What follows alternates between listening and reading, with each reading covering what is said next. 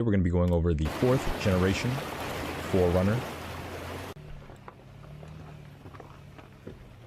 This came out at a time where Toyota was making very quality vehicles. However, as with all vehicles, they have their problems. But the 4th generation, I'm about to say Tundra, the 4th generation 4Runner is one of the most sought after 4Runners, simply because it was the only model to offer a V8. It used a 2UZ, but we'll get into all that in a minute. As you can see, it was pretty capable off-road. A lot of people love to mod these cars, take them to Moab. But they came with both V6 and V8 power plants.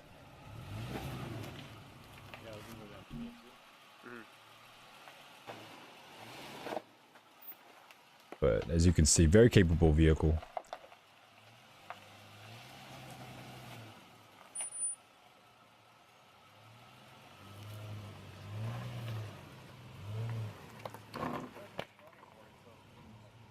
Just gonna wait for people to roll in here.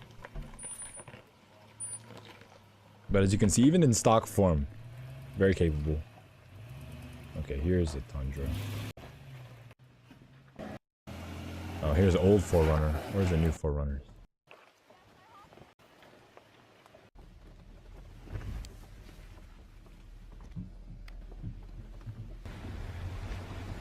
As you can see, they can ford water, they can go off-road. Very capable trucks. This is old 4Runner, y'all. I'm talking about the new ones. Let's see if he makes it. He probably will, though. Wow, he's destroying his rocker panel. Holy crap. Alright, you got this old 4Runner. You just need a rolling start.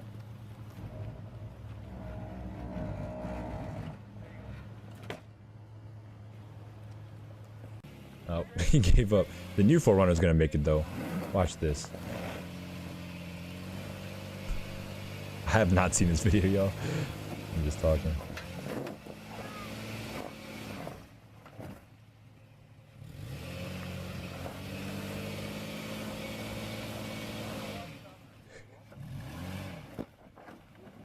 Well, scrolling through, I'm just scrubbing through. It looks like he never actually made it, which is actually really funny. Anyway, let's move on to engine note or engine sound clip. So this is going to be for the V8. I think the V8 sounds pretty good. I mean, it is a UZ engine after all. Target group for this? People who want a cheap off-road or relatively cheap. You know, we looked at the Touareg, which is probably a better off-roader fundamentally. However, the running cost for the Touareg is super high. The running costs for this aren't going to be nearly as high. That's why you get a Toyota. Let me find a V6 one real quick. This one's a V6. You can just hear the differences between the two engines.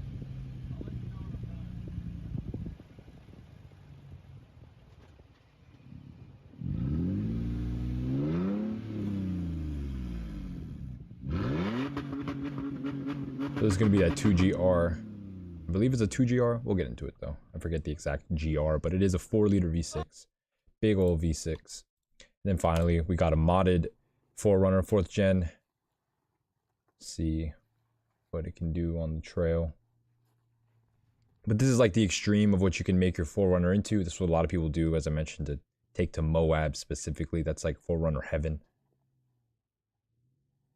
But a lot of people put big tires, lift kits.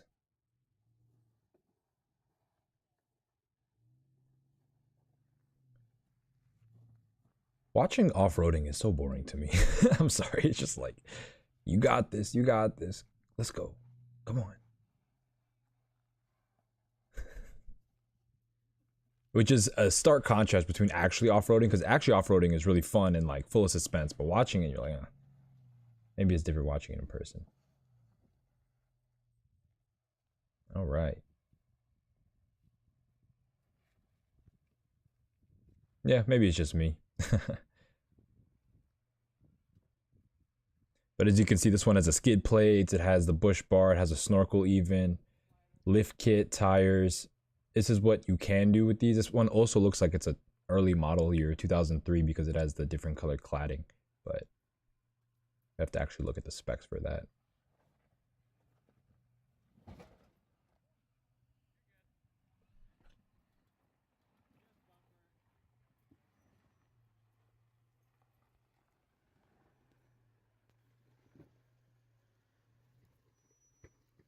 Slow and steady, I guess. That's how you got to do the crawling.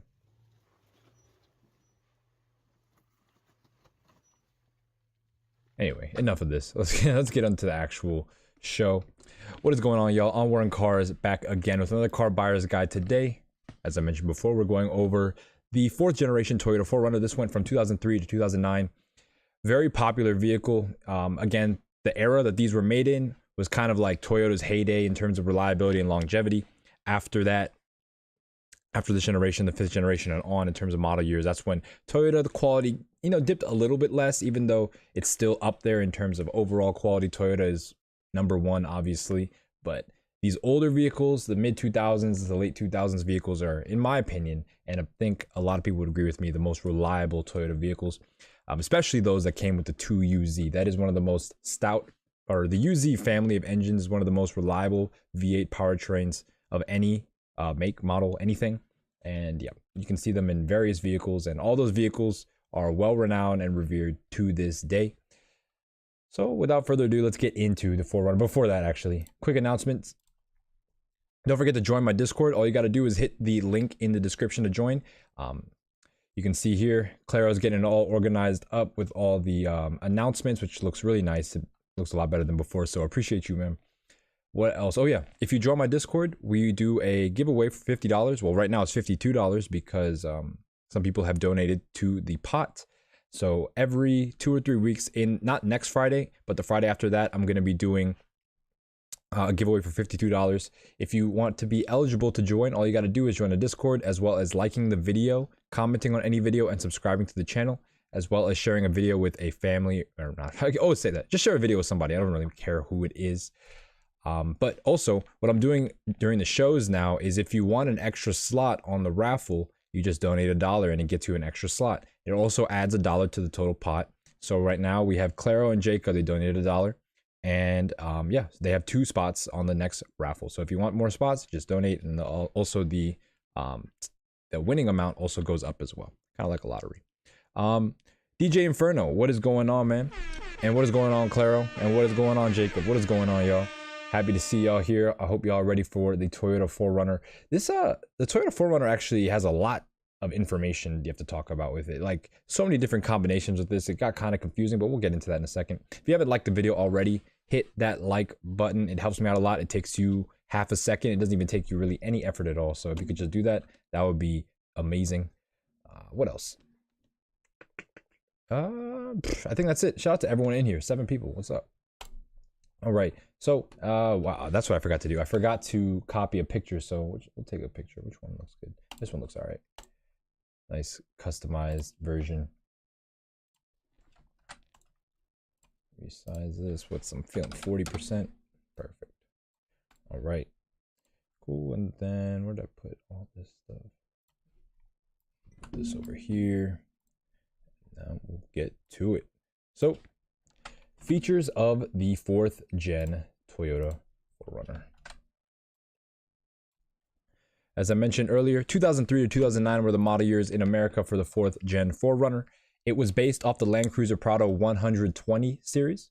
So that is a foreign market car. Obviously, we don't have the Prado here in America, but it is kind of the same deal. We'll actually take a look at it real quick.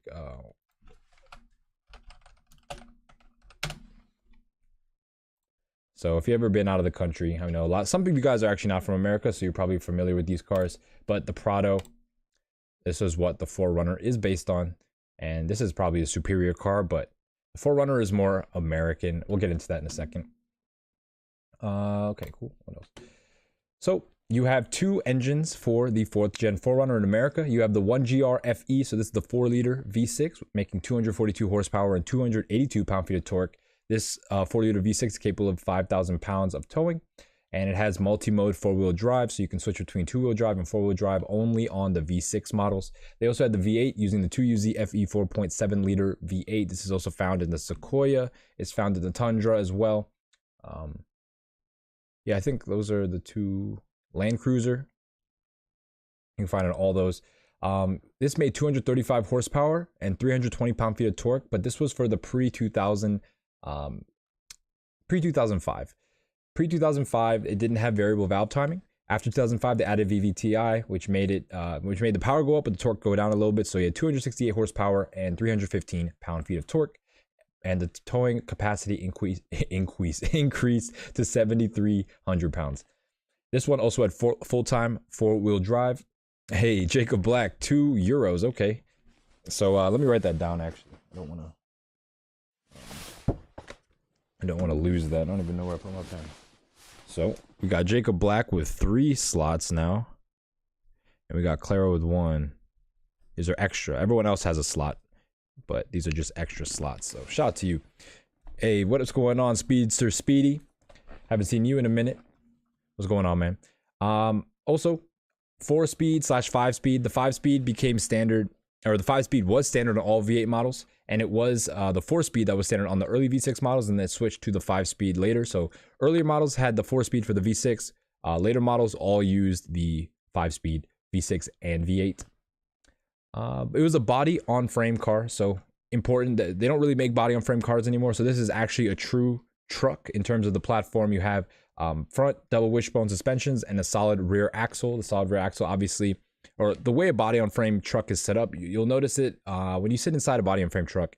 The first thing you notice is the floor is pretty high when compared to a regular unibody car, and so this is something that the 4Runner is known for. Even the earlier models, you sit inside and the floor will be like, the seat will be like this tall, so your knees will be pretty high. And it's weird, not really for tall people. However, it does make it so I mean, it's a body on frame car. You have your big frame that takes up space down here. Plus, it ultimately means that you have a little bit more ground clearance. But that's, of course, it could be negligible depending on how it's set up, obviously. Lockable torsion center differential that is standard on all the 4Runners. I mentioned the suspension. That has X-rear suspension, standard on the Sport Edition. Options for the Limited and the SR5, I believe. Or it wasn't available for the SR5, just for Limited. We'll get into all that in a second. As I mentioned, the combinations of packages and everything, it starts off simple for like the pre-facelift, because we'll get into that in a second. There was a facelift in year 2006. But for the pre-facelift, they kept it pretty simple. When the facelift came around, everything got super crazy. It's almost like Porsche 911 levels of crazy. I'll show you in a second, though. There are so many different ways you can configure this, just because you can have 4-wheel drive, 2-wheel drive, V8, V6. You can have SR5, Sport Edition, Limited. You have all these different combinations. Hey, what is good, DJ Inferno? What is good? Yeah, DJ Inferno. What is good, man? Sorry. I keep thinking there's like more chat, so I start reading a chat that I already read. Anyway, you also have hill start assist control standard, downhill assist control, and then, of course, the pièce de résistance of a 4Runner is that the back window goes down. That is the coolest thing.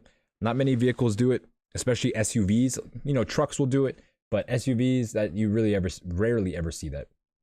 Cool. All right, let's get into the problems. I wrote down a lot of problems, but it's just simply because this is like an exhaustive list of problems. This is literally what people have found out over years and years and years of research, and they've compiled it all together.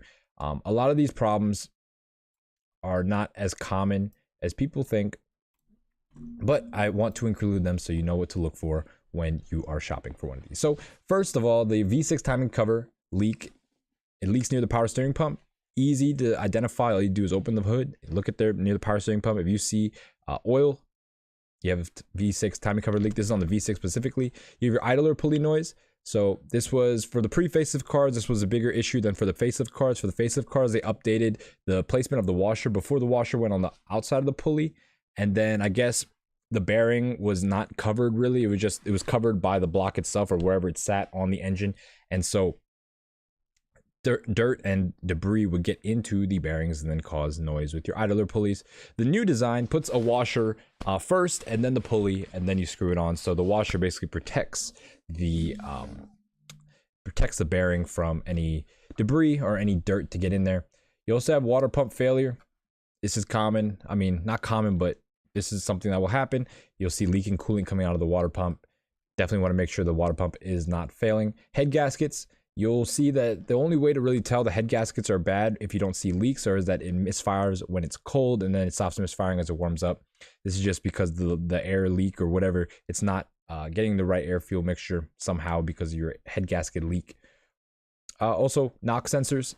These are important, especially on the V8 ones, because the knock sensors are located underneath the intake manifold.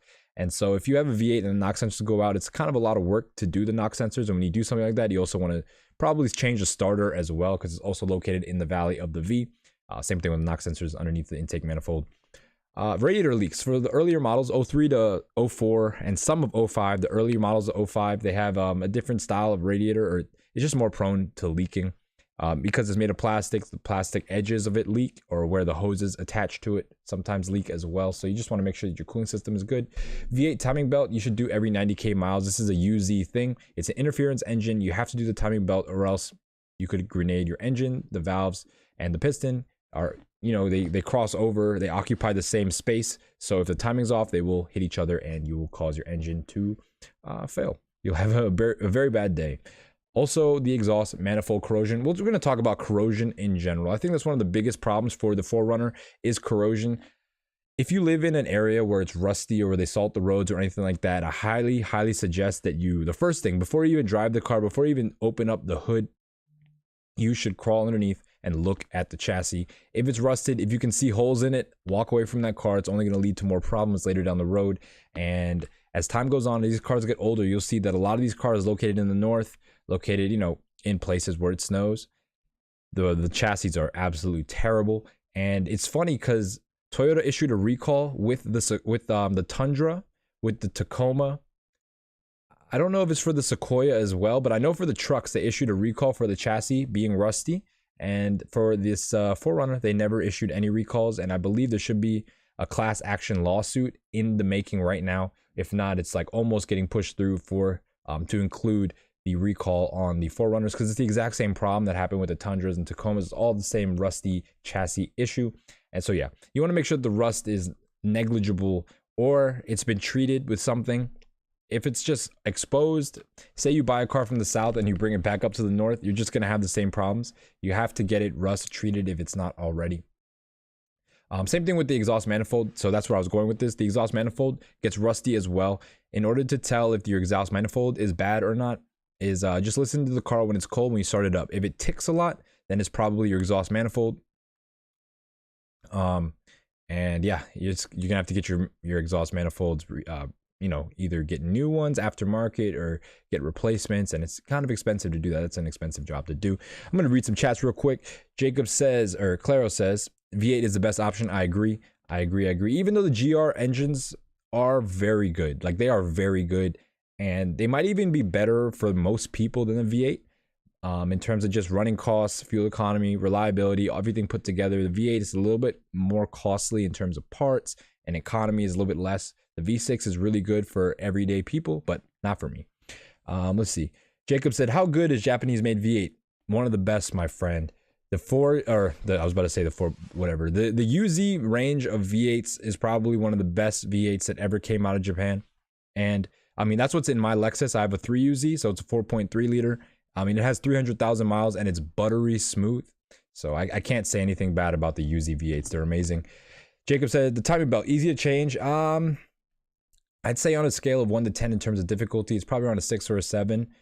Timing belt, you're going to have to you need specialized tools in order to take off some of the parts. Like you need like a really long breaker bar. You also need to like exactly know how the things are timed up, and it should have markings on like the timing gears themselves to make it easier, you know, when you're doing the work yourself. But it's all about trusting yourself to do it, because if you mess up your timing job, you could potentially grenade your engine. And personally for me, I mean, I've done timing belts when I was working for fleet services and stuff like that, and timing chains, but I don't even like messing with that. So to be honest, I'm gonna be honest, I don't even like fixing my own cars anymore. I did that for so long. I just take it to somebody fix it. I'm tired of fixing cars, because every time I try to fix my car, I break something else. Every time. It's like, at first I was like, maybe it just won't happen this time because it's my 6th time fixing this thing. I know how to do it, but something random always happens every time I try to fix a car. And what else? Jacob says, Clara, what are the most desirable off-roads there? There are a ton. I mean, that wasn't for me, but a lot of people, I mentioned for 4Runner specifically, is Moab. That's a really popular place out west. But I mean, even on the East Coast where I'm at, like near the tail of the dragon, there's plenty of off-road places to go. But yeah, there's trails everywhere. People off-road everywhere here in the United States. Okay, what else? Secondary air injection pump failure. So this is a really expensive fix. The secondary air injection pump is located behind the engine, behind the block to fix it. And if it fails, there's like this like foam material that it sends throughout your engine. It's really hard to clean. So you really want to stay away from a car that's storing secondary air injection pump codes. But if you do get it while during your ownership or something like that, you can always delete the entire system. There are kits for that. So just something to think about. The starter for the V8 is under the intake manifold, as mentioned before. So if you're doing knock sensors, if you're doing anything that has to remove the intake manifold, you might as well do all that stuff at once. Wait, Clara, you're in Kuwait? I didn't know that. That's pretty dope. I need to get out there. I need to go to the Middle East. I haven't been out to the Middle East. I've been to Dubai, but I'm trying to go to other countries. I've been to Qatar as well, but only in the airport. Park switch on the transmission. So basically, your parking switch, what determines whether or not your car is in park or not, can fail. So your car won't go into park, or it'll stay stuck in park. Either or. You want to make sure that the car goes in and out of park. Let's see. What else? The CV boots, they fail prematurely. You'll see that usually CV boots will last like 70, 80,000 miles. Maybe these ones fail pretty early, like 30, 40,000 miles. You'll start to see leaks. You're just going to have to change them out. The problem is that if you don't get OEM CV boots or OEM CV axles that come with the boots, they're not as good, and they last even shorter than that. So it's always recommended to go OEM with the CV axles and boots. However, they're just stupid expensive. Make sure that you cycle through 4-wheel drive. So if you have a V6 one, you can cycle between 4 high, 4 low, and then 2-wheel drive high, I think. So you want to make sure all those work. Cycle them through like once a week. You want to make sure that it goes into everything, because what happens with the corrosion and everything, it gets stuck in whatever high, low, 2-wheel drive. Well, for the V8s, it only was high, low. For 4-wheel drive, they didn't go into 2-wheel drive for the V8s. But for the V6s and V8s, you want to make sure that you go through the switch and basically practice the switch between 2-wheel drive and 4-wheel drive, or 4 high, 4 low, pretty often. I'd say once every week or so, just to make sure it still works. You'll find that people, they just kind of daily these vehicles around. They keep them in one way or another, one transmission setting, and never change it. And then they go to change it to 4-wheel drive one day and it doesn't change. It's because it's stuck. It's because you didn't practice that switch often enough. You also have the transfer case actuator. Oh, that's what I was talking about. The 4-wheel drive. So transfer case actuator is the cycle switch through 4-wheel drive.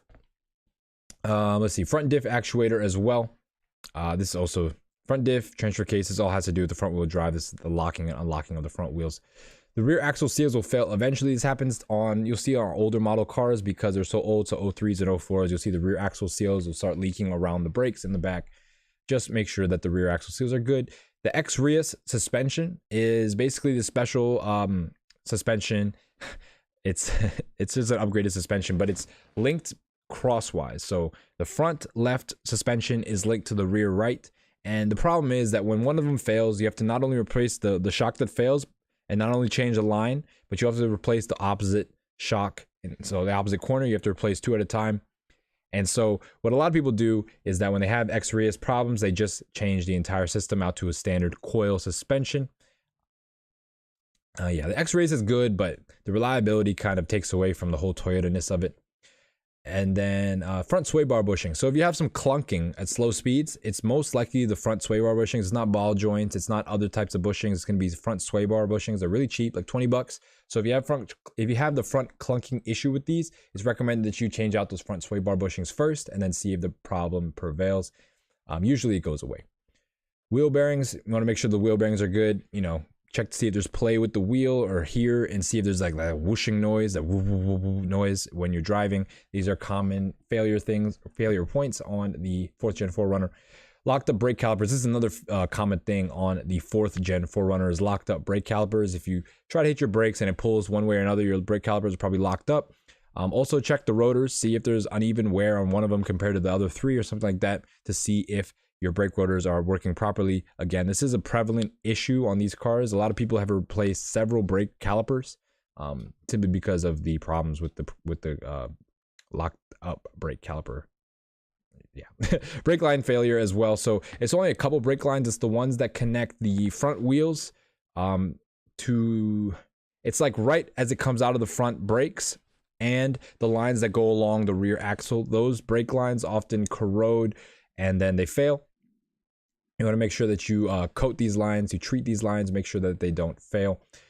ABS actuator motor failure. So there's a motor inside the ABS actuator. This is what fails. It's not the actual ABS actuator itself. It's the motor. The problem is you can get a replacement one and the motor fails on the replacement one too. So again, this is like something, this was also an issue with the Lexus LS430, the ABS actuator. Same time, I'm not sure if it's a related issue. I don't remember the motor part specifically for the LS460. However, it did have a brake actuator issue. The ABS module was a thing. And there really isn't a fix for this. You're kind of going to take a risk. If you replace it, you just got to make sure that, you know, you have some money in case it fails again and again. But yeah, one of the things to think about.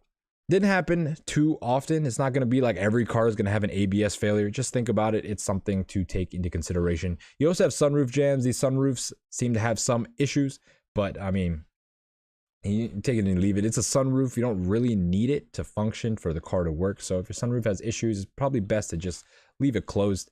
Center control panel lights go out as well, mainly in the AC, the HVAC unit. You'll see the HVAC, like the dials, the backlights will go out, or a little screen will go out if it has that little screen. Just Toyota problems, really. Like my mom's Corolla has the same exact issue. The HVAC dials go out as well. So it's just a Toyota thing. Frame rust, depending on region, I mentioned this. And then rear air suspension, you want to make sure that if the car is equipped with rear air suspension, that it stays level or has a little bit of a forward rake. It can be pretty much level, but if it starts to have that Carolina, that Carolina squat, that California lean, whatever you want to call it, that's when you know your air suspension in the rear is starting to fail. Let's read some chats. Sorry, but I got a bunch of things to go over for this today. Let's see, what's the most desirable? Okay, he said, Claro said he would go with the 4Runner. Most off-road vehicles are very expensive. These cars are worth every penny for what you get. Exactly. In stark contrast to the Touareg we looked at before, the Touareg is really cheap.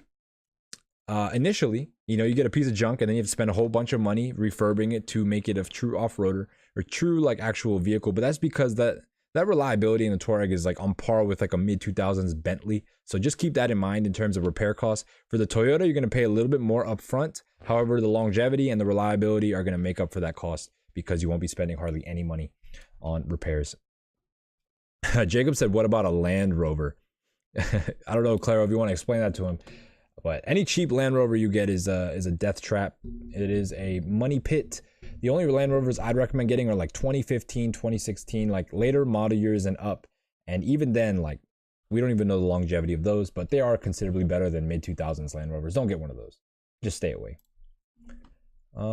Cool. And now we're getting to the part that I am dreading, kind of, because it's a lot to go over. I don't even know how I'm going to fit all this, but let's try it. Let's see what we can do. It's going to be really small, y'all. Just forewarning you right now.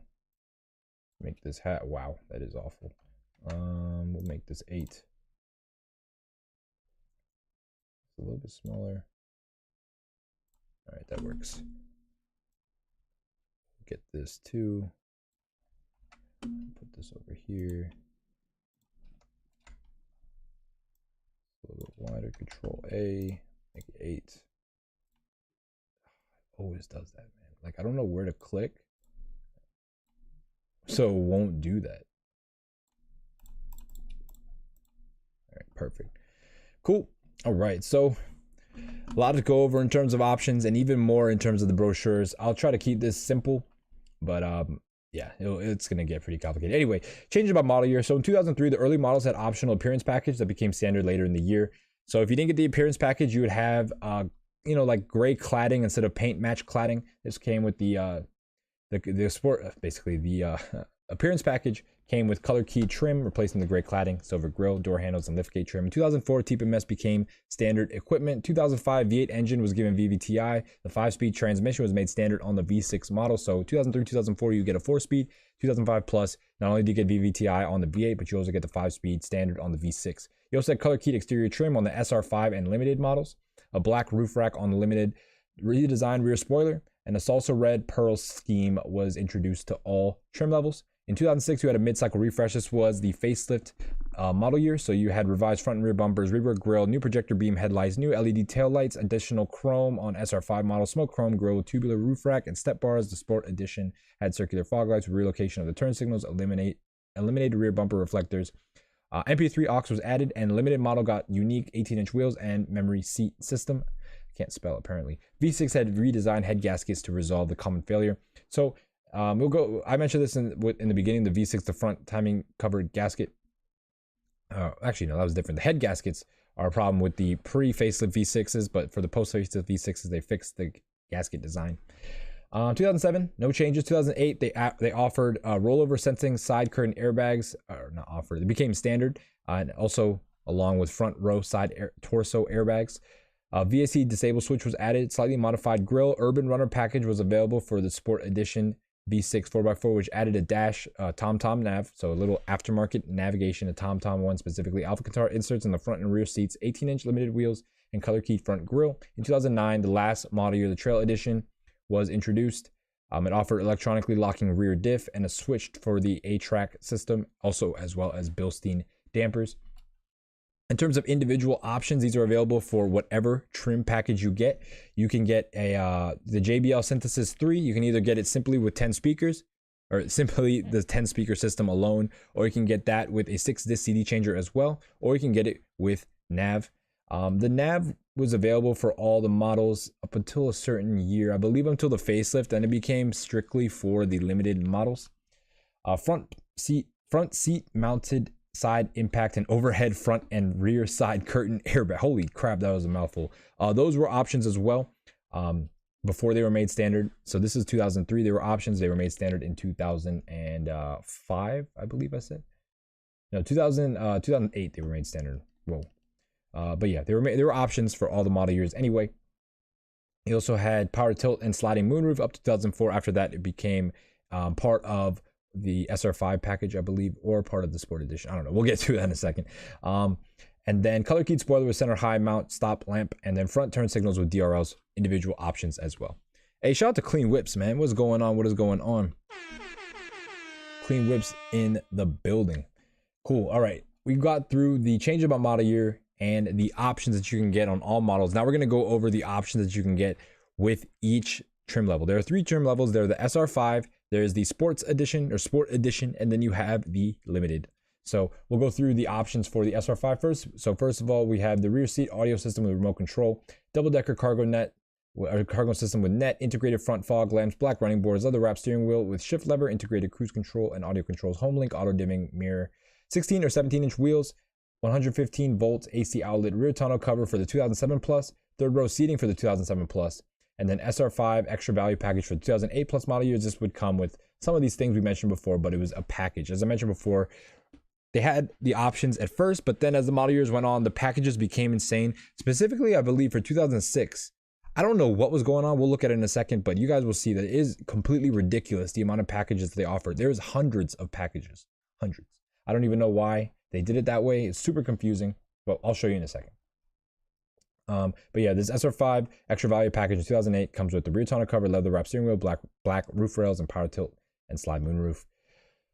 So moving on next to the next trim level, we have the Sport Edition. So this is going to be your kind of mid trim. SR5 is base, Sport Edition mid, and then Limited is going to be your top trim. Sport Edition has a rear seat audio system with remote control. These are all options you can get. So some of them are going to be overlapping in terms of between the trim levels.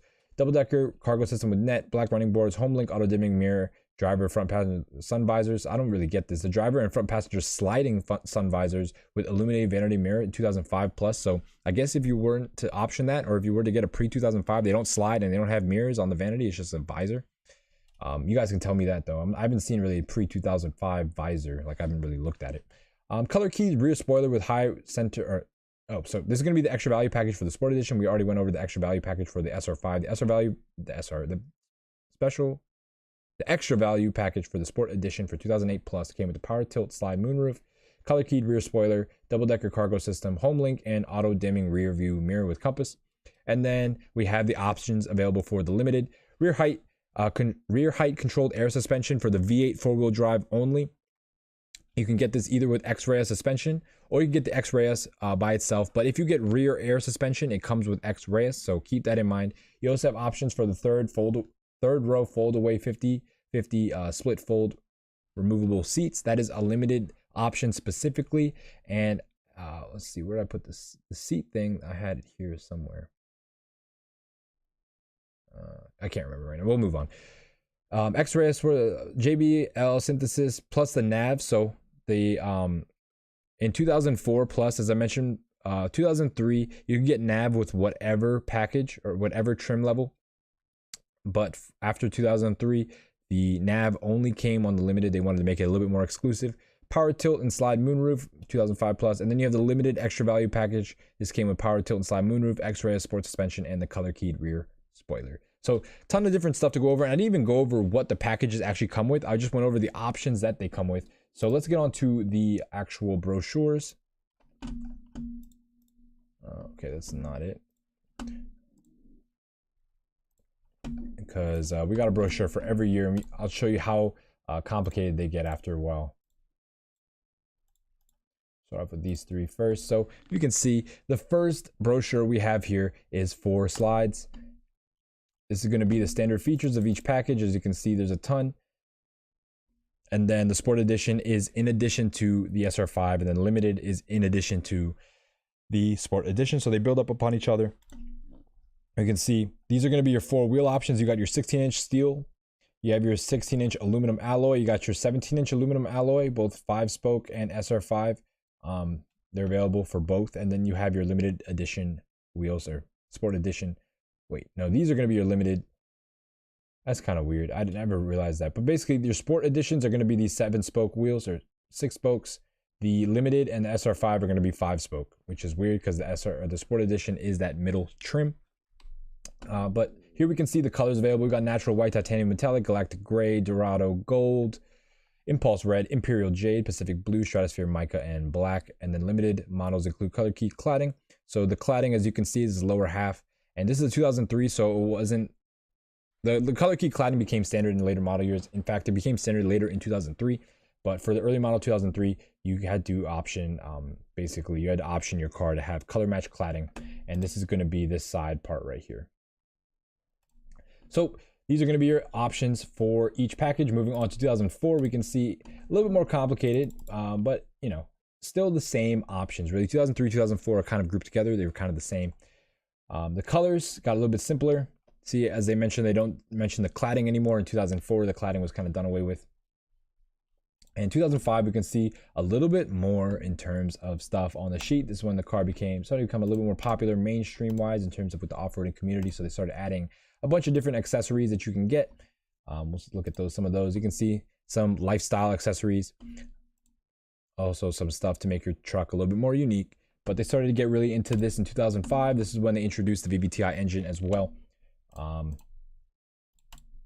trying to find, oh yeah, here we go. These are going to be the options again. So they added some stuff in 2005. We mentioned that earlier. But 2006 is when things get crazy. I'm not exactly sure what they were doing here. But look, as we can see, first of all, look how many different models of the 4Runner were available for 2006. You have 12 different types. You have the 4x2 SR5 V6, 4x2 Sport Edition V6, 4x2 Limited V6, 4x4 SR5 V6. Basically, you have the combinations of V6, 2-wheel drive or 4-wheel drive, and the 3 trim levels. So I guess multiply all those together and you get 12, I think. Does that make sense? 2 times. So you have 2. I'm just going to do this real quick. You have 3 trim levels, you have 2 engines, and you have 2 drivetrains. So 3 trim levels times 2 engines, that's 6 times 2, 12. Yep, exactly. Makes sense here. So you have 12 different options. These are going to be your colors. As you can see, the colors are changing every year as well. They don't have any greens anymore, nothing like that. Just a lot of grays, reds, and blues. And then for your interior colors, these are your fabric colors, and then 1 color for leather. So leather will come on limiteds only, and the rest will come in fabric. So SR5 and Sport Editions are going to have fabric interiors. Limited are going to have the leather. And just for examples, let's look at these option packages, because this is insane. You have your 06 4Runners. You have the 4x2 SR5 V6. These are going to be your option combos. You have all these combos. These are just for one model. The SR5 V6, this is the base. These are all the option combos you can get. Option A, B, C, D, E, F, G, H, I, J, K. It goes all the way to X. Like, I don't know who wrote this and who came up with this, but this is the worst. Look how many pages this is too. For every single different model, they go up to a high letter. I don't, sometimes it's X. What is this one? This one went up to Z. You have 26 different combinations for this one. 26. Like, oh no, I got combo Y, not combo Z. Like, whoops. Like, there's so many different kind of combos. But yeah, scrolling through, we can see all the different combos for every single one. Think of, there's 12 different ways to have your 4Runner, and then you have 20 different combos for each one. So it's 12 times 20, 12 times 10, 120, 240 different 4Runners. Right? It looks like a restaurant menu for real. Yeah, I was just looking at this and I was like, what is going on? Like, who thought of this? And then it's weird. The next year, they go back to how it was. So they go back to showing the all model options, the SR5 options, the sport editions. The brochure, you know, they showed a little bit more in terms of combinations because they still have all these different models to get, but they put it in a lot more readable way. And then the options for each trim level are still, you know, relatively simple to read. 2008, though, they started to make more changes. 2008 and 2009, they had a lot of changes. Let's see, actually, 2007, yeah, they didn't introduce those packages yet. 2008, they started to do this weird thing where they had this this value package or whatever they want to call it. Right here, yeah, the value packages for each different trim level alongside the optional a la carte options, or the a la carte options that were available. So we not only have the regular options, as we mentioned them a couple times now, but these are going to be your options for all models, SR5, Sport Edition, Limited, and then you also have the value package. We also went over that. It's just a combination of some of the features. And then for 2009, they have a bunch of other packages that are not special or extra value packages. They have the extra value packages, Trail Edition package, Trail Edition extra value, Limited Edition extra value, Urban Runner package, Urban Runner extra value. Yeah, exactly. That's exactly how I envision this. Oh, I have a 4x2 SR5 V6 with the option code O, and it was built in February. So basically, yeah. So as you can see, the option packages get pretty complicated as the years go on.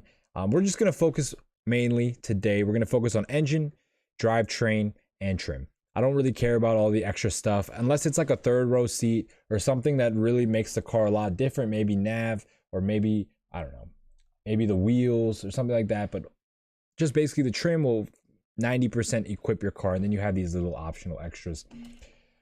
But yeah, that goes over the brochure. If you haven't liked this video already, hit that like button. It helps me out a lot. And yeah, it continues. It helps the channel a lot. It helps it grow. It shows that people are actually interested in these videos. So yeah, let's get on to the actual ads. The best part of the show. You can see we got a ton of stuff here compared to the X5 one yesterday, which was like a quarter of this information. It's crazy. Anyway, let's see. You can see all my all my computer stuff. Here we go. Cool. Let's move on to our first ad on Facebook. We have our first one here. It's going to be 2004 4Runner Limited Sport Utility. Just ignore the Sport Utility. It's going to be in every single title. So 4Runner Limited, we can see this one has a lot of work done to it. 190,000 miles. You find a lot of these examples have tons and tons of miles. That's not necessarily a bad thing. It's all about condition. It's all about the trim packages you get. It's all about the rust. So we'll look through this in a second. See if he has anything to say. Oh man, a ton of stuff to say here. So 2 owners, lots of mods. We have obviously a lot of mods. You can see it. Apple CarPlay, Borla exhaust. What engine does this one have? 8 spark. So it's a V8. So we have here a 2004 V8. We can see the maintenance. This is the most important part. We have all new CV axles, tie rods, power steering wrap, pump, reservoir, lower control, bushings, valve cover, spark plugs, ABS master cylinder / pump. That's good. I mean, it's a master cylinder, the ABS pump. That's the part that goes wrong. Part is really expensive. So he did it already. Belt tensioner as well, those idlers, and then trans and diff fluid changed as well. So pretty good in terms of the maintenance. Those are a lot of things that are mentioned in terms of what goes wrong on these 4Runners. So not too bad so far. This one actually, I mean, it looks pretty good in my opinion. It's 2004 though, so it's a pre-facelift. Keep that in mind. Looking underneath, we're looking for rust here, people. This is a limited, however, it has cloth seats, which is interesting. Not too sure if it's actually a limited. They don't say on the side. So what you'll see here is this where the trim level is really located. It says SR5. It'll say Sport Edition. It'll say limited. This one says it's a limited. in the description. However, it has cloth seats, so not too sure about that. Yeah, I mean, it looks pretty clean. It doesn't look too bad for having 190,000 miles. But again, it is lifted. It has a lot of mods, so this would have to be something that you would want specifically. A lot of people don't like buying these modded cars. And yeah, and because of that, we also take off some of the price. $190,000, 190,000 miles this car has, and it's asking $13,000, 2004. So way too high for me. I think that because this car almost has 200,000 miles and it has a lot of mods, it's not stock, and it is a pre-facelift, I'd be willing to go up to $10,000. I think $10,000 would be a fair deal. I mean, these mods are not cheap. I'm not going to discount that completely. It has a 3-inch lift kit, 3.5-inch. It has the big wheels. Like, that stuff is expensive, and these trucks aren't that expensive to begin with. So if you pick up something like this, 190,000 miles, and it has good maintenance history, like, this is something that'll last you another 50, 60,000 miles without you having to really do much. And yeah, if you're paying 10 grand for something like that, I think that's worth it.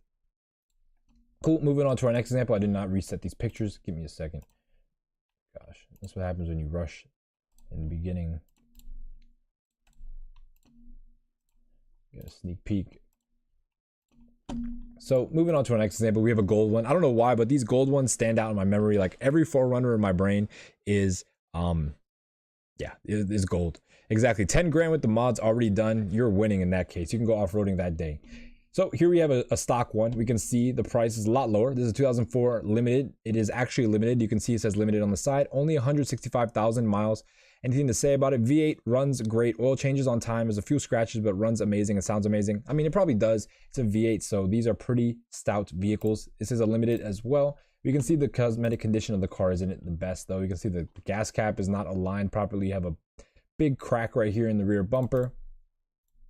But again, I mean, he didn't say it was perfect. He said it's a few scratches. I mean, it has a dent right here, so not a few scratches. You have a cracked bumper as well as dents. Front looks all right, I guess. You can see some pitting on the paint. I mean, that's just from highway use.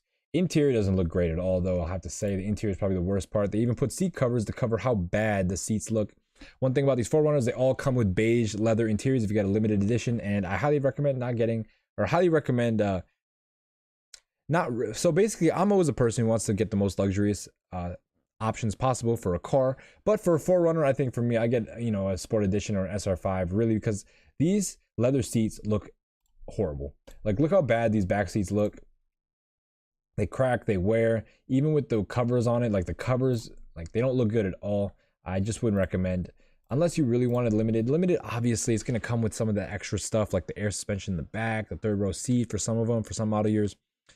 But like, in terms of an off-roader, because that's what I'm talking about today, in terms of what I would use as an off-roader, limited, it's not necessary. But of course, it's going to have the most features, so just keep that in mind. We can see this one is a two-wheel drive vehicle. No transfer buttons over here. Nothing to change between 4 high, 4 low. It is a two-wheel drive, so we have a V8 limited two-wheel drive car. So this one's probably not going to be an off-roader either. Yeah, pleather. It probably is pleather. It just looks horrible. Like, leather doesn't look like that.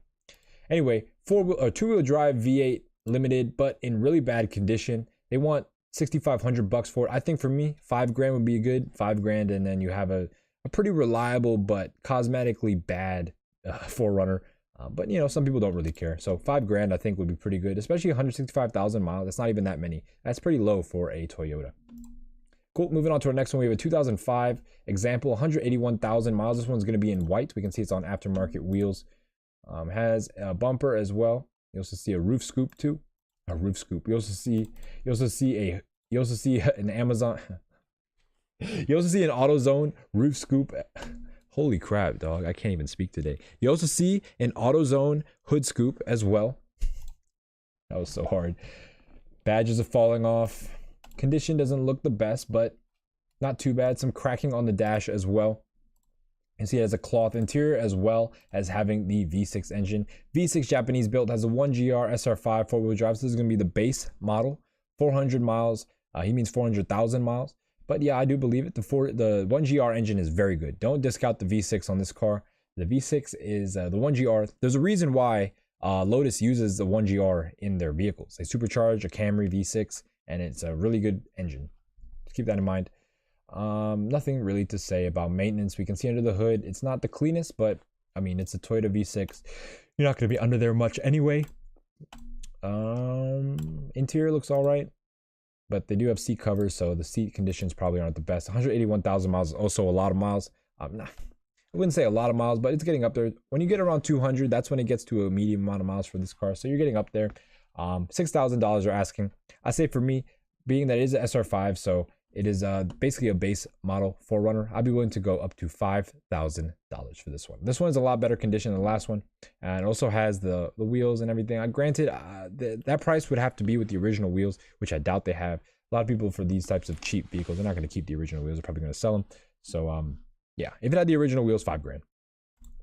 Moving on to our next example, we have a blue one. This one is going to be a 2005 with some condensation in the headlights. 169,000 miles on this one. You know, body wise, not too bad, not too bad. You can see the bottom was treated. This is what a treated undercarriage looks like. You can tell it's been painted with some almost like a bed liner type material. I don't know what car this is, but it's not a, this actually is a, this is a Mustang right here. That's what it is. This is a Mustang. Wrong interior, my guy. We can see this is a sport. Oh, this says it's limited, but bro, this is not a limited. They just be lying on here, man. Not a limited. You can see in the interior, it doesn't have leather. It has the beige cloth, which is probably the worst cloth. I recommend if you're gonna get a cloth interior, at least get the black cloth. It looks a lot better than beige, and it won't stain like right here, like this one is. You can see this one is a 4-wheel drive model though, so it is a 4-wheel drive V8 car. So 4-wheel drive V8, and it is well, I can't tell if it's an SR5 or it is a limited edition. I can't tell if it's an SR5 or a sport edition yet. But you know, it's probably an SR5 based on the fact that it is a beige interior. So yeah, for a beige interior V8 4-wheel drive, this is probably what you want to get in terms of, you know, something to build into that off-roader later.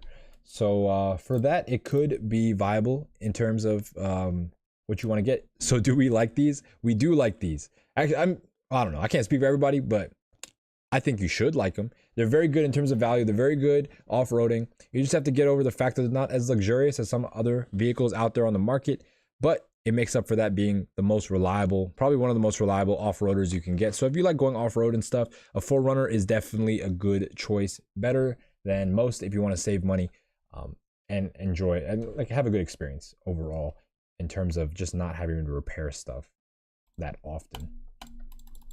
This one though, I mean, it's clean. It's a base car in terms of packaging, but the engine and the drivetrain is as good as it's gonna get. 4-wheel drive V8, so this would be a perfect candidate for off-roading or building something better.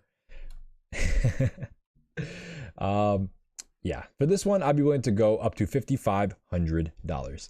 So now you talk about reliability, BMW guy. You know, my favorite brands are Toyota and BMW because I like BMW for the way they push the envelope in terms of performance and technology, and I like Toyota for the exact opposite. They don't push the envelope. In fact, they pull the envelope back, if that makes sense.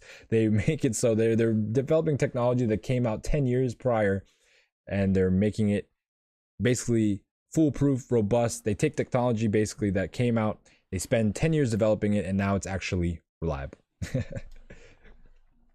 Yeah, exactly. Yeah, $5,500 for this one. I mean, it's pretty clean. It's just really base, and it'll be good to make. You could put a lift kit on here, and it'll be pretty nice. Moving on, we have a 2005. This one is going to be low miles, 71,600 miles. We can see it is an SR5, so base model. Let's take a look in the interior. It does have the black seats though. The black seats do look good. Not sure if these are aftermarket seats or not. Like they changed them out from another one, but they do look good.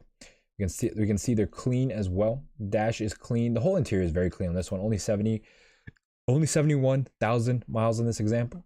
What do they say here? Nothing. Just a bunch of dealer stuff. Does this one have 4-wheel drive? It does have 4-wheel drive. Does it say what engine it has though? Man, if I could see this 4-wheel drive thing up close, I could actually tell, because the V6s were able to go into 2-wheel drive. The V8 stayed in full-time 4-wheel drive. You could just change between high and low. Said I only wanted if it has the hood scoop. Yeah, this one, I mean, what hood scoop? This hood scoop looks strange. It was one of the, I don't know which one actually. One of them had this aftermarket hood scoop that just looked horrible.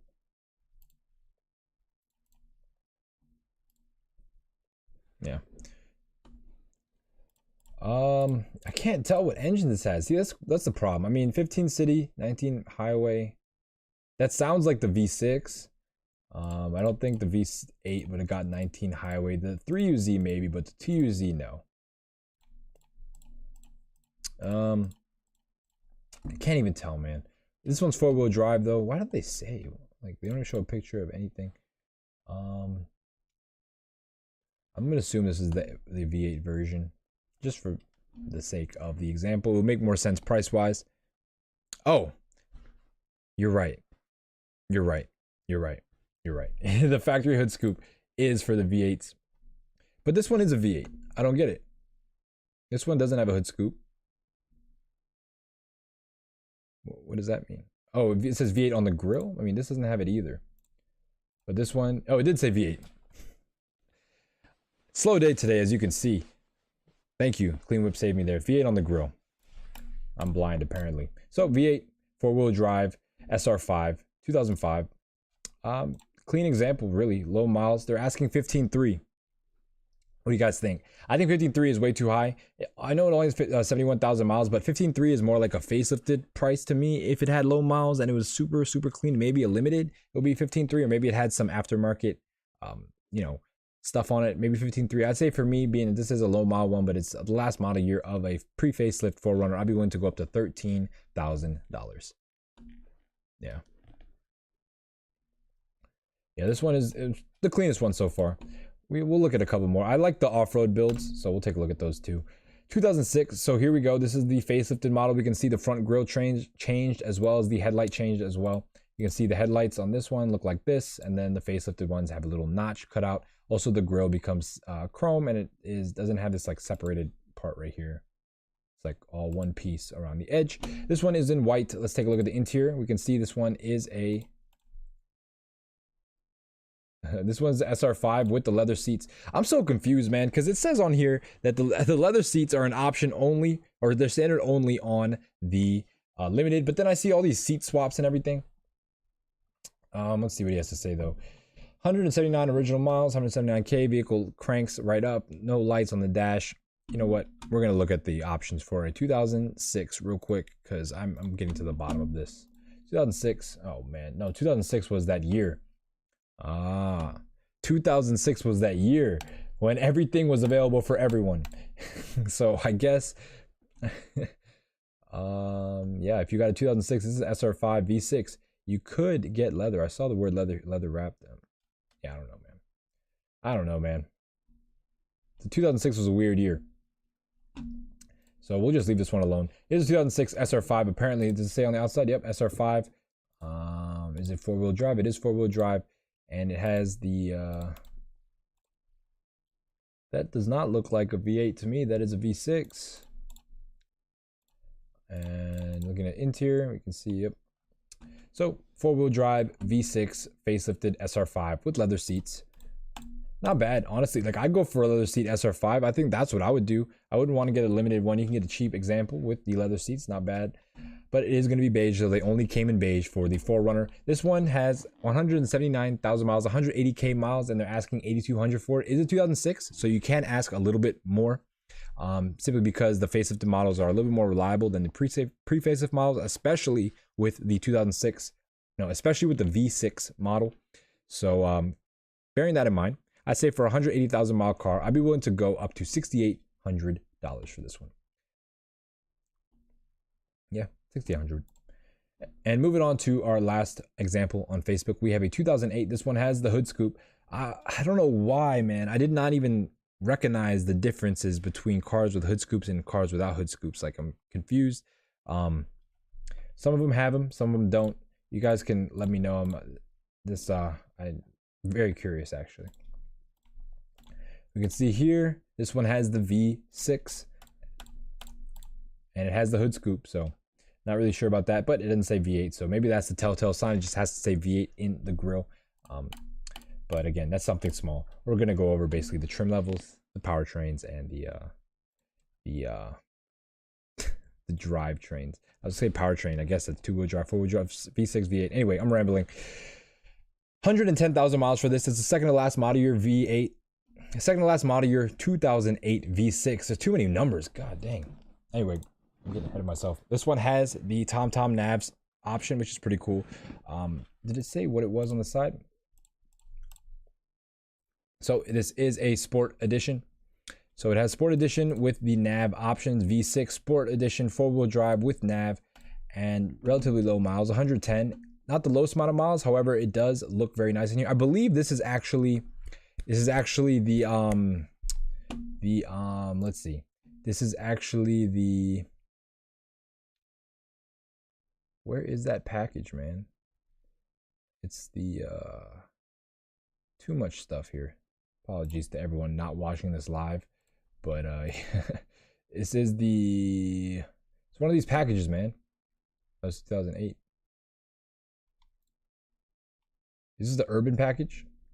The urban package came in 2009, so I did all that for nothing. Anyway, 2008, but it has these highlighted seats areas. This what was part of the urban package, but I believe that also came with the sport edition too as an option. Anyway, this one, 110,000 miles. They're asking 16 grand, so a lot of money. But again, this is one of the nicest ones we looked at in terms of condition. The miles aren't the lowest. We've looked at a vehicle with lower miles. However, 110 isn't that low either, especially this being a V6. Like the updated version of the V6 with the improved head gasket. This one's going to last a long time. I say for me, being that this one is very clean and it has 110,000 miles, I'd be willing to go up to $12,800. Slightly below 13. Cool. Moving on to our first ad on Autotrader. We have our cheapest example we've seen so far. This one is $4,000. It has 260,000 miles. It is a 2003 limited edition. And as you can see, the interior actually isn't too bad. We're missing the mats, but you know, all you got to do is put in some mats. We also see a lot of wear on the bolster. This is very common on the leather cars specifically, especially the older ones, especially the ones with high miles. You're going to see a lot of wear on these bolsters simply because this is a truck. You kind of slide out. It's not like a car where you like fall into it. You slide out of the truck and you're going to rub that part every time. This one is a 2-wheel drive model, unfortunately. So we have the V8 5-speed automatic transmission, 2-wheel drive, and limited edition. So this would not be a very good candidate for going off-road. This would just basically be a truck that you can daily drive. You can see lots of cosmetic issues. A big place for rust on these is going to be the tailgate, so keep on a lookout for especially the bottom of the tailgate right here. This one not only has rust, but it has dents as well. But you know, the front has some dings too, so not the best example, but how actually, this is the worst example according to the price. We have the highest mileage, lowest price. I'd say for me, being that this is a 2-wheel drive one, it doesn't really make it that desirable for anything off-roady. And it has 260,000 miles, so you can tell this car was just possibly driven on the highway most of its life. I'd say for me, I'd be willing to go up to $2,000 for this example. $2,000, and you can't go wrong with $2 grand for really any running and driving car. Moving on to our next one, we have a 2004. This one is going to have 147,700 miles. This one is also a rear-wheel drive V8, but it is in blue and is a 2004. This one is also an SR5, so base model V8 rear-wheel drive vehicle. We kind of looked at one that was spec'd like this already, and this one, being that it is an SR4, it has leather seats, so I'm going to just stand corrected. SR4. SR5, it has leather seats. I'd said earlier that only the limiteds had leather seats, and that's what I was under the impression of. However, there are leather seats in a lot of non-limited vehicles. Granted, someone could have done this aftermarket, you never know. Don't really say anything either, so you will never know. 147,000 miles on this one. It's an SR5, so it's a base model, but I guess it has some options. What else? Yeah, I mean, nothing much going on here, really. $12,895. Super expensive. I don't know why they're asking that much for this. I'd say this one is probably worth, at 147,000 miles, I'd be more around the like 7,000 mark. It's a base model. I mean, it says SR5, but it has leather seats, so I'm not too sure about that. But yeah, 7,000 bucks for as it sits right now. Moving on to our next one, we have a V8 4Runner with the hood scoop. So I don't understand the hood scoop situation, but here we have a V8 4Runner off the bat. We can tell Let's see. Moving on to the interior, we can see it has the dark interior. I do like these black seats. They look a lot better than anything beige. See the V8 right here, that 4.7 liter 2UZ. Interior doesn't look too bad. These pictures actually are the worst part of this ad. They look horrible. Look like they're taken with like a Nokia that just got a camera for the first time. But yeah, I'll do like the darker interior. Highly suggest you get the dark interior. And this is 2005, so it's the first, or it's the last model year before the facelift. Does it say the trim level? This does look like it's a sport edition, so mid trim. Anything to say about the vehicle itself? Nothing. They really don't know how to write ads. Like, it's really unfortunate. A lot of people just wasting time. Like this dealership, imagine how many ads they have written for these cars that are just so poorly written that no one wants to look at it or no one is interested in the car. Like they could really like exponentially grow their sales by having better ads, more descriptive ads. This one is clean though. I'll give it that. It has 154,000 miles and it's pretty clean. They're asking 12.9, 13 grand. This is a lot more expensive than Facebook. What I'm starting to realize, Facebook has a lot cheaper examples. This one is not a facelifted model and they're asking 13 grand for a vehicle that has 155,000 miles. I say for me, I'd be around the, I'd be closer to the 11.5 mark on this one. Moving on to our next one, we have a 2007. This one is going to be a black limited 4-wheel drive version. It has the 8-cylinder engine as well. It has a 2UZ. He said, but it's a V8. Yeah, I mean, they're all V8s. Most of them I picked were V8s. This one's a nice one. I like it so far. The black, I like the black, but I'm pretty sure it's going to be beige on the inside. Yep, we have the beige leather seats, unfortunately. But again, this is a V8 model, so it's going to be, it's going to have the nice 4-wheel drive system, the one that's always 4-wheel drive. And on top of that, this one having 178,000 miles is one of the cleanest 178,000 mile vehicles I've ever seen. I'm not sure if the leather has been reupholstered or anything like that, but it is super clean. 178,000. Wow. This one also has the rear entertainment, the rear TV, as you could see right there. This one also has the rear air suspension. We can see the height control here. What else? So we have the diff locker here, the center diff. Rear entertainment. This one's pretty much fully loaded. This is the nicest one we've seen so far. Honestly, I really like this example, but this price is insane. $19,000 for a 2007 limited Toyota 4Runner V8 4-wheel drive. Oh man, I mean, the mileage was way too high. This had half the miles. I would say yes, very appropriate price at 80,000 miles, but at 178,000 miles, I'd say for something like this being this fully loaded, I'd be around the $15,000 mark for this one. I think this one is the best one we've seen so far. But again, with all these 4Runners, always take a look at the underneath, the undercarriage. You want to make sure that if it hasn't been treated, that it's not rusty. If it's rusty, that's a big problem. Walk away from that car. You don't want any chassis rust issues in the future. And then moving on to our final example on Autotrader, we have a 2008 4Runner. This one has a lift kit and some nice wheels. I do like this white and gold color scheme it's got going on. You can see V8 as well. What does it say on the side? It says Sport Edition 4-wheel drive. So we have a V8 4-wheel drive Sport Edition with a lift kit. We got some big tires. We got some method wheels. Interior, we got the gray or the black cloth, which I really like. I like the black cloth. I'll give it that. It has some good options there. This is a Sport Edition, so you're not going to get all the features here on the left-hand side of the wheel. Going through, though, the interior is very clean. 185,000 miles in this interior. Looks like it has half of that. Very clean example. They did a really good job with the details. You can see here it's a V8, so it's not going to have that 2-wheel drive option, just high 4 and low 4. And then this is going to be your button for that rear window, which is pretty cool. Here we can see the 4.7 liter 2UZ V8. This is a 2008, so you do have the variable valve timing. You do get a little bit more top end power, but you get a little bit less low end torque. It's just a little compromise. You get way more power than you get a reduction in torque, so it has that going for it. You can see this place is specializing in Toyota SUVs. Wow. They have a bunch of GXs and a bunch of 4Runners. They got a building full of them. So if you want to get one from these guys. They seem to be the experts. Wow. They literally have every single one. That's actually pretty impressive. Anyway, this one, 185,000 miles. Do they have a build list on here? 2-inch full lift, 4 new tires, 4 new tires, 4 new wheels. Please don't miss out. Blah blah blah. All right, not bad. For this one, they're asking $23,000, which is a ton actually. That's a lot of money for one of these. But as we saw before, it is very clean, and you're getting it from people that seem to know what they're talking about in terms of these trucks. So hopefully, if you're being asked to pay that much, there is the expectation that they did their due diligence on this truck. It doesn't have any rust or anything. It's in really good shape, and it's a really good example to sell to somebody, especially for this price and especially for this mileage.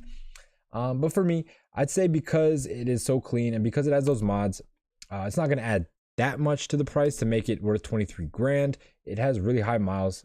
Granted, it is the second to last model year of the vehicle, so that has a lot going for it as well. The facelifted vehicles go for a little bit more, probably a lot more, relatively speaking, than the pre-facelift models. For this one, being the way it is, being as clean as it is, being a sport edition, I'd be willing to go up to $18,500. 17K, I said 18.5. Yeah, we're pretty close. But yeah, a little bit of a discount there. I wouldn't want to pay $23,000 for this one, especially with this amount of miles. Maybe for one that had like 115, 120, 22 maybe would be considerable. But 23 for this one, no thanks. Cool. Moving on to the last place we look at ads, we are on Cargurus. We have our first example here. This one looks like an early model of the 2003 4Runner, simply because it doesn't have any painted cladding.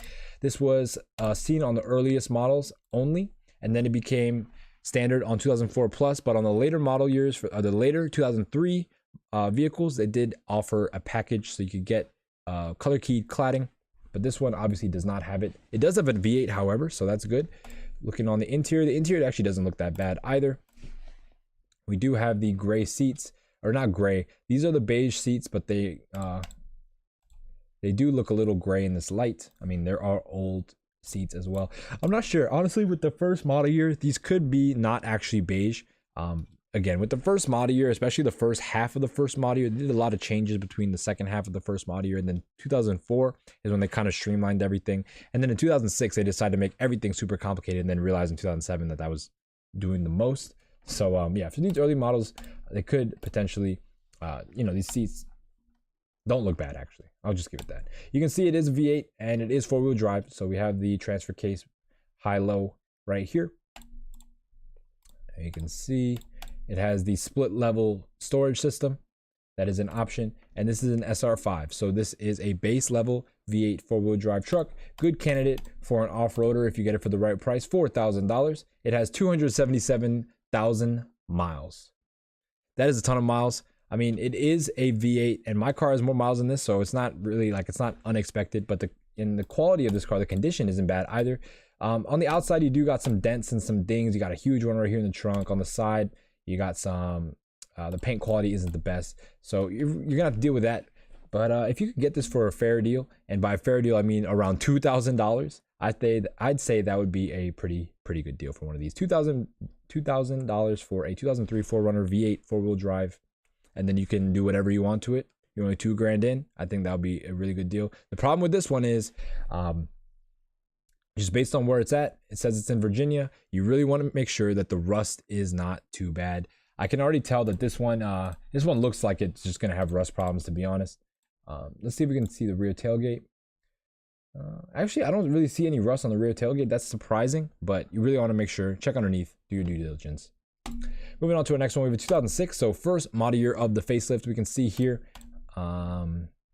What edition is this? This one looks like it is a limited. You can see it has the leather seats. We can see the common bolster wear right here. This is where people slide out of the car because it is an SUV. People slide out, they don't fall in. So you're going to run into that issue right here on that bolster. You can see that it is a 4-wheel drive car. This is a V6 4-wheel drive. So you're going to have that 2-wheel drive, 4 high and 4 low. The V8 only has 4 high and 4 low. You can see it has a synthesis system, but again, they all have, well, the synthesis system was an option. Most of them have it though. You can see it has a tonneau cover as well. That was also an option. But yeah, I mean, it has I believe there's a 6-disc CD changer option too.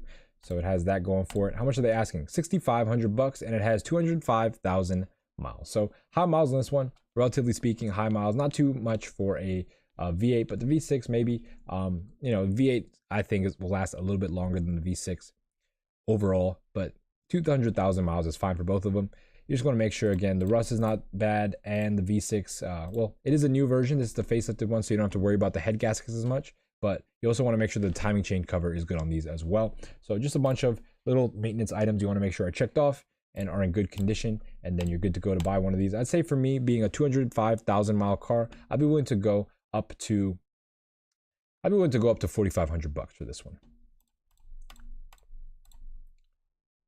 Yeah, maybe even 47 because it's a limited. So 4,500 to 4,700 for this example. Cool. Moving on to our next one, we have a 2007. So another facelifted one. This is a V6 4x4, as we see on the side. It is also a limited as well. So kind of what we looked at before, honestly. We can see the bolster wear is in the same place, a little bit worse though. We can see two-wheel drive. That's what people leave it in most of the time. It's a big problem with people who have the V6 versions of the car. They leave it in two-wheel drive most of the time. They go switch it to four-wheel drive once it snows one day and they won't switch. And basically if that happens, you have to address it with the transfer case. You have to change out the solenoid that switches it, or the motor that switches it. And yeah, it's a bunch of work. This one, I mean, it looks pretty rough in my opinion in terms of condition. It doesn't look that clean. Actually, I mean, it doesn't look too bad. We got some dings and dents on the sides, but nothing crazy. This bumper does look like it's been repainted or is aftermarket. It doesn't really match the paint job of the vehicle. Yeah, exactly. Heavy set folks sliding in and out of the cars. I hate to say it, man. I hate to be fat phobic, but sometimes bullying is necessary. Like, fat people ruin cars, man. They ruin the suspension. They ruin the seats. Like, it's terrible. Fat people, sorry, but you ruin cars. I really don't like buying cars from big people because, like, a bunch of the seats just ruined. Like, anyway, yeah, that was my my not PC statement of the day. Which is funny. If you knew me, you know I'm super anti-PC, but I'm trying to keep things PG for this channel. Maybe I'll I keep forgetting to add the foghorn sound. I need one of those. Every time I see like a seat that's destroyed, I'm gonna use that. I'm gonna write that down actually so I don't forget anymore. Foghorn sound. I need to add that. And if you guys think of any other sounds I should add to the board right now, actually, real quick, let's go through the sounds. I have these sounds right now. I got a slap, I got the ding, I got the you stupid. I got the air horn, I got house sway. I don't know why I have this one. What the hell is even that? I haven't used that one ever. And then the SpongeBob one. So those are the 9 I have. I have space for like a couple more. I don't know. You guys can see. Got this stream deck. So yeah, we'll figure that out. We'll get some more sounds. Foghorn is definitely on the list. This one being a 2007 V6 4x4. Not really the most desirable one, honestly. It's because it's the V6, but it is a 4x4. So a lot of people do make 4x4 off-roaders with the V6. They do have higher horsepower ratings than the V8, so you have higher horsepower, just less torque. So I mean, it's better on the highway. Not as good off-road, but it still works. You still have the locking differentials and whatnot. I'd say for me, being that this one has 168,000 miles and it's a 2007, meaning a facelift car, I think honestly this is already a good deal. But for me, I'd be willing to go up to $7,500 for this one. Cool. All right, moving on to our next one. We have a 2006, so another facelifted one. This one is going to be a SR5, as you can see, and it is also a rear-wheel drive. Does it say? So it is a V8 rear-wheel drive base level car. So yeah, this is kind of, again, not really a good candidate for off-roading because it is a two-wheel drive vehicle. However, if you wanted something to get around and it's pretty practical in terms of having space and like carrying stuff, you know, it's not a truck, but it is an SUV. You have space in the trunk to carry things, big box type items. Yeah, this would be something for you. You can see this one has the beige seats. Nothing too fancy. Oh, God. Oh, excuse me. Nothing too fancy going on. I don't know if you guys can tell. Whoa. I froze while yawning. Hold on, let's get this camera back.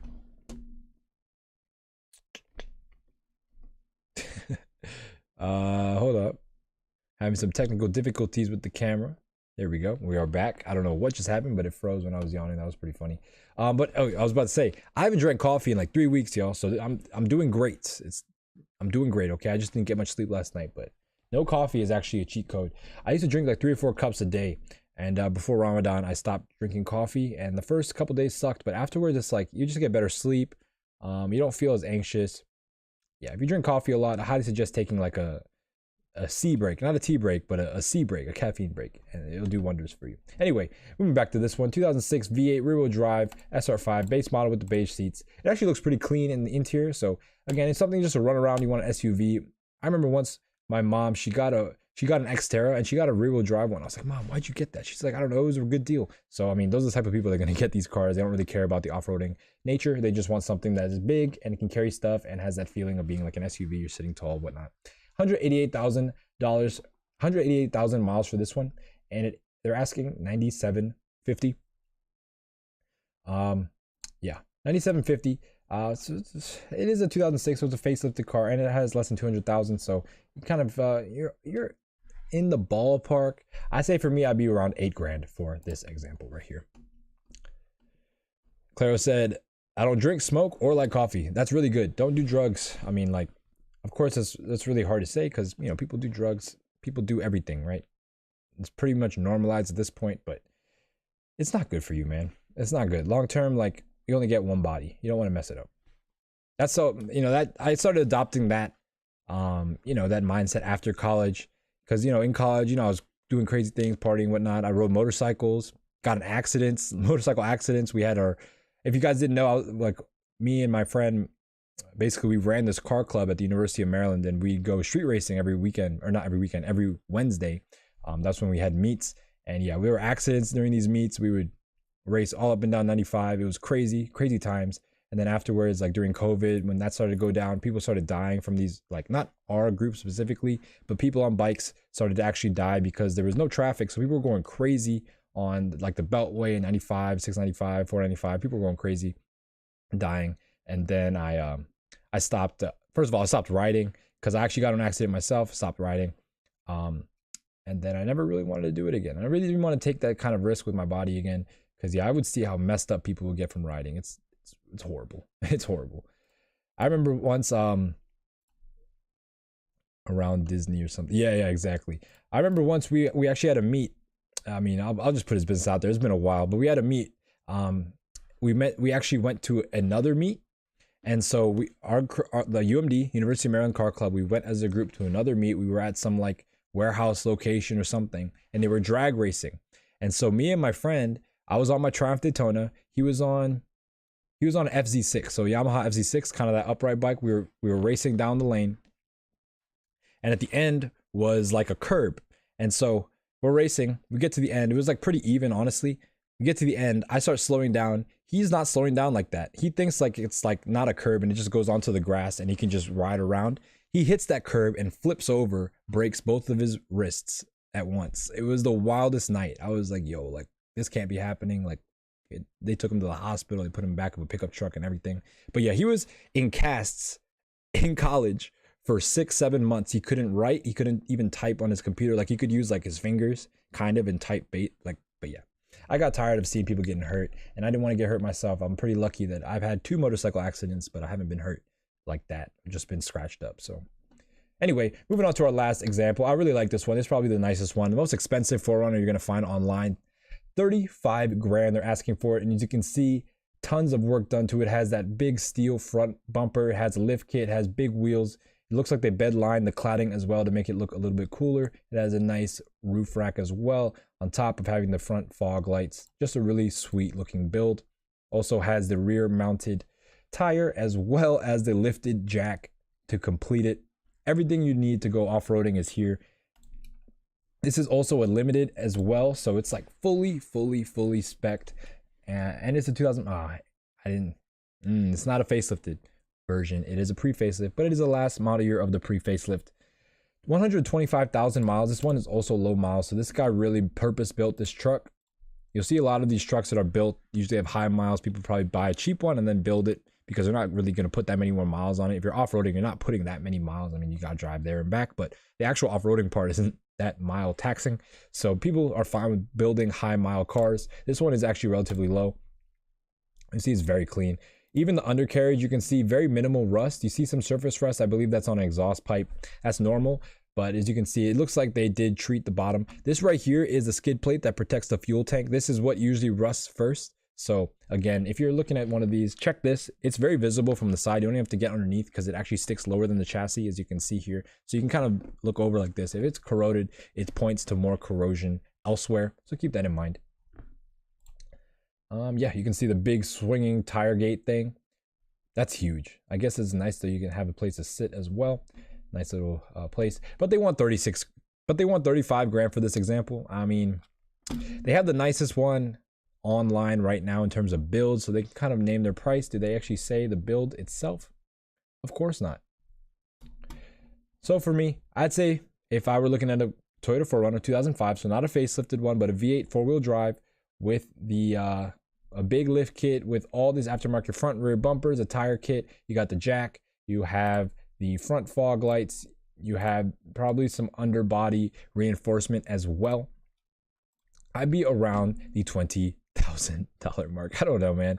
I wouldn't want to pay more than 20 grand for a 4Runner at that point. Like if I'm paying 35 grand, like I'm gonna get an actual like a better off-roader. You can get like, I don't know what you would get, but that's better off-roading. It's like, I don't know, man. What would you spend 35 grand on that'd be a better off-roader than this built 4Runner? Like you can, I want to say like a Land Rover, because at that point you can actually get a new one and it'll be actually pretty good off-road and pretty reliable. But this one is just a badass build. You can't knock this build. I can't take away from the fact that this is lifted, probably has way more ground clearance, and is way more capable than probably any other stock vehicle. Yeah. A Jeep maybe, but this has more ground clearance than a Jeep, and it has a better engine than a Jeep. I don't know, maybe a Jeep. But again, I was pushing it in terms of like you're not really beating it that much with the Jeep. The quality is pretty much the same in the interior. But that wraps it up for the ads for today. All in all, I recommend getting a facelifted one simply because these trucks are going to get old. They're only going to get old from now on, basically, and you don't want to be spending money repairing that old stuff that happened or that was fixed with the facelift. And also with the pre-facelift cars, you'll see a lot more corrosion issues that I don't know why. Maybe the way the parts are set up, maybe the way they treated the parts in terms of, you know, the underbody coating and whatnot. The facelifted vehicles seem to be in better condition overall. Rust, wear and tear, interiors too. So I highly suggest getting a facelifted one. They're not that much more expensive in terms of like the spread of like, you know, the comps of these cars. They don't spread very far in terms of facelift, pre-facelift. They overlap a lot, you know, around the 7-8 grand range for a really good facelift, or a really good pre-facelift, or like not as good facelift. That's kind of the range where they overlap.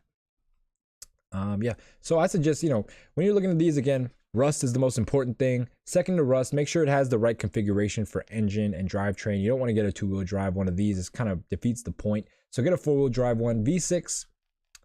You know, people like the V6. I'm not going to knock the V6, but for me, I'm a V8 guy all the way. You're going to get, if I'm getting a 4Runner, especially a 4th gen, the only generation to come with the V8, I'm getting the V8. Why wouldn't I get that? No other 4Runner came with it, so why would I get that? Like, I could get a newer 4Runner if I didn't want a V8, right?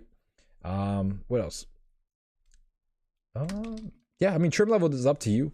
Honestly, like, for these cars, like, you're not getting like a crazy luxury experience if you get trim when compared to the base level. They're kind of like very similar. They're not like you're going from one to the other. So trim levels really don't matter. And you also saw a lot of these base level cars had leather seats anyway, and I'm not really too sure. I mean, we can get into it in terms of what the trim levels entail, because they do have differences. I'm not going to say they don't. Did not mean to exit out of that. That's probably what I should have kept. We can see the Sport Edition just adds some stuff. It adds different tires, adds the hood scoop. I should have read things a little bit more closely. The hood scoop comes on the Sport Edition. So no hood scoop, no Sport Edition. Does it only come on the Sport? Is it on the Limited? Scoop. Yep, it's only on the Sport Edition. In addition, so I guess the Limited can have a hood scoop. I don't know, man. That's something that confused me.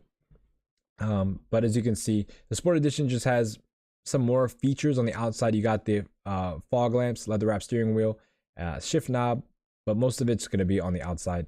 And then for Limited, of course, you have leather. See, look, the leather trim interior is only supposed to be on Limited. So what I think is people just found junk cars and switched out the interiors, because this is what I was under the impression of, that leather was only for Limited. And that's what it always says on the brochure. So I think I'm right at the end of the day. So forget what you saw with your eyes. What I said was actually correct.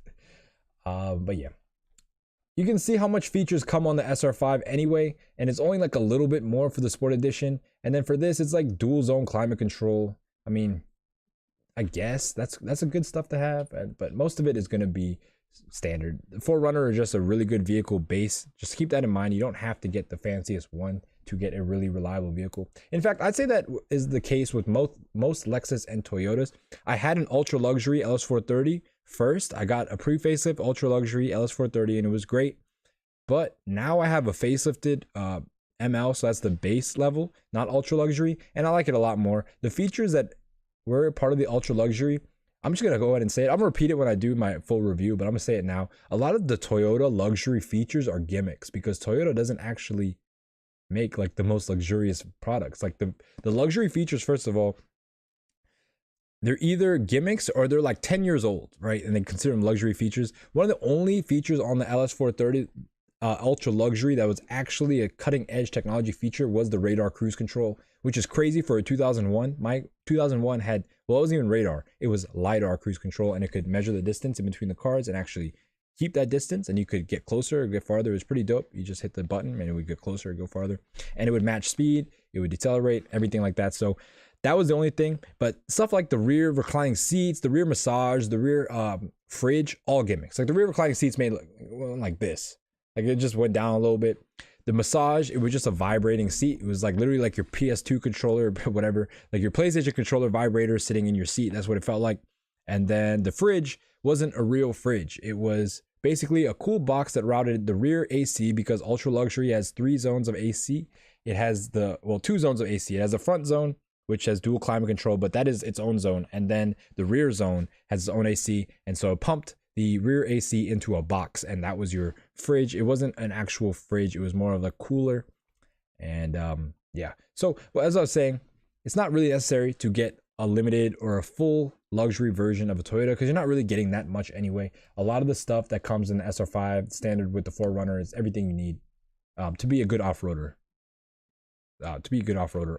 Like specifically, like if you want a luxury experience, of course get the most luxury vehicle, but if you're going to spend that money for your luxury vehicle, there are other ways to get better luxury for the same price. But of course you're going to sacrifice that reliability. That is why these are so expensive, especially if you want luxury and reliability. Of course you're going to pay a little bit more. So shout out to everyone who's in the chat right now. You guys have stuck around for what, an hour and a half? Shout out to y'all. If you haven't liked the video, do me a favor and like that video real quick. It takes half a second. It helps me out a lot. It shows that people like the video.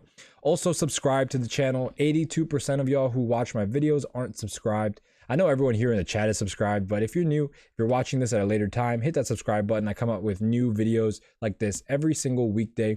And on top of that, I'm starting to release more in-person car reviews. I'm filming the Lexus LS430 review right now for the facelift model to complement my pre-facelift review. I'm going to, do a lot of comparisons, tell you what's good and what's worse about the facelift and pre-facelift. There are some benefits to the pre-facelift and there are some benefits to the post-facelift or the facelift. So we will go through all that.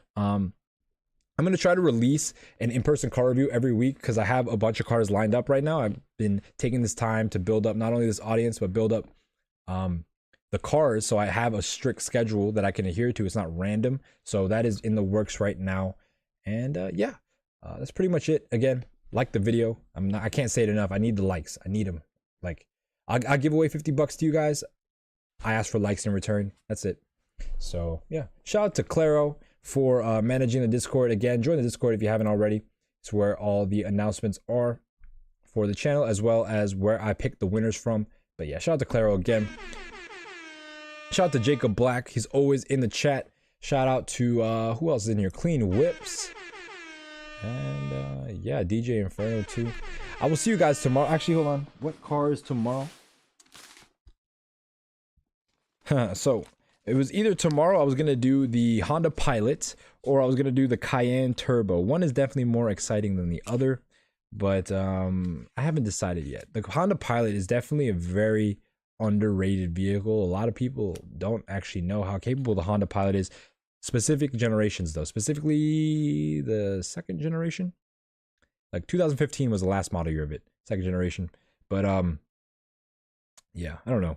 Cayenne Turbo is definitely more exciting, but we've done Cayennes before. Yeah, I'm gonna think about it. This was SUV week, so if you guys have any other SUVs that you think of or trucks that you can think of, like off the bat, like real quick, that I can maybe squeeze in, Other than that, I don't know. We'll think about it. Yeah. Anything else? I think that's it. Yeah. Shout out to you guys for sticking to the end. Shout out to the 4 people that stuck around to the end. See you tomorrow, Jacob. See you guys tomorrow with either a Pilot or a Cayenne review, or Pilot or Cayenne buyer's guide. As always, peace. Have a good one.